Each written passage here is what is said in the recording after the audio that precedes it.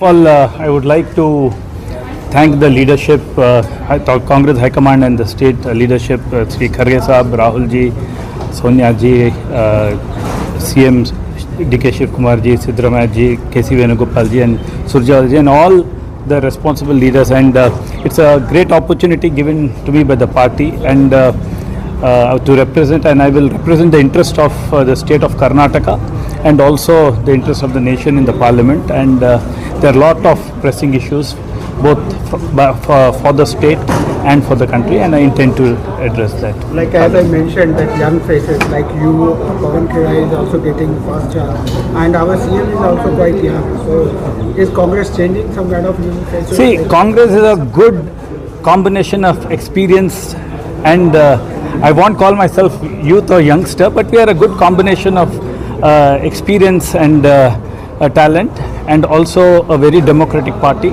unlike the other ruling party. So voices are heard, younger generation, mid-level generation and older generation. It's a good combination. ನಮ್ಮ ಅಖಿಲ ಭಾರತ ಕಾಂಗ್ರೆಸ್ ಸಮಿತಿ ವತಿಯಿಂದ ರಾಜ್ಯಸಭೆಗೆ 3 ಜನ ನಿನ್ನೆ ನಮ್ಮ ಅಖಿಲ ಭಾರತ ಕಾಂಗ್ರೆಸ್ ಸಮಿತಿಯ ಅಧ್ಯಕ್ಷರಾದ ಸನ್ಮಾನ್ಯ ಮಲ್ಲಿಕಾರ್ಜುನ್ ಖರ್ಗೆ ಸಾಹೇಬರು, ಇವತ್ತು ಪವನ್ ಖೇರಾ ಅವರವರು ಮತ್ತು ಮನ್ಸೂರ್ ಅಲಿ ಖಾನ್ ರವರು ರಾಜ್ಯಸಭೆಗೆ ನಾಮಪತ್ರವನ್ನು ಸಲ್ಲಿಸಿದ್ದಾರೆ ಮತ್ತು ವಿಧಾನ ಪರಿಷತ್ಗೆ ನಾನು ಸಹ ಸೇರಿ ನಮ್ಮ 4 ಅಭ್ಯರ್ಥಿಗಳು ನಾಮಪತ್ರವನ್ನು ಸಲ್ಲಿಸಿದ್ದೀವಿ.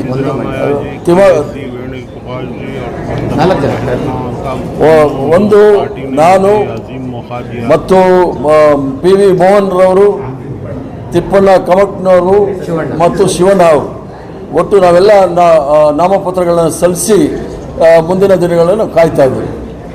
Sir, now you the president of KBC, how is the response? Which response? Take the party along. Only first we will discuss these elections, then we will come to the president.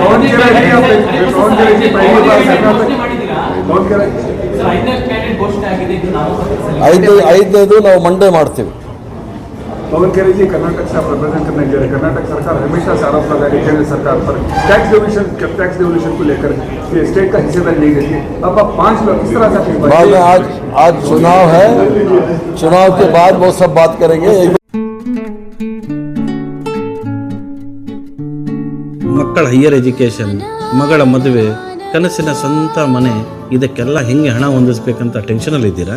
ಇರೋ ಚಿನ್ನನ ಅಡ ಬಿಟ್ರೆ ಬಡ್ಡಿ ಮೇಲೆ ಬಡ್ಡಿ ಕಟ್ಟಬೇಕು. ಮಾರಿಬಿಡೋಣ ಅಂದ್ರೆ ಅರ್ಧಕ್ಕರ್ಧ ಕೇಳ್ತಾರಂತ ಆತಂಕದಲ್ಲಿದ್ದೀರಾ?